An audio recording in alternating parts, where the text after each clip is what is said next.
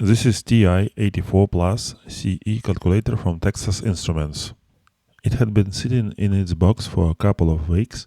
When I took it out and tried to turn it on, I noticed that it was struggling to start up. The calculator was stuck in a validating OS loop. The screen kept blinking and it continuously restarted. I tried turning it off and back on. I tried using the second reset method. I even pressed the reset button on the back of the calculator. Nothing helped. So in this video I show you how I fix it. The first step is to remove the battery, take out two screws on the back cover and disconnect the battery. Right away I noticed that the battery looked swollen, but I show you a quick and easy way to check if the battery is actually bloated.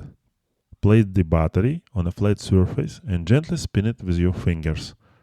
If the battery is swollen, it won't sit flat and will spin easily, almost like a top. Now compare that to a new battery. A healthy battery lies completely flat on the surface and won't spin like the swollen one.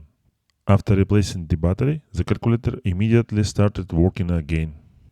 If you need a replacement battery, I include a link in the description below. Also, keep in mind that Texas Instruments has a battery replacement program.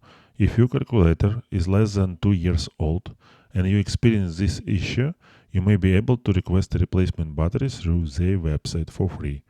I put that link in the description as well.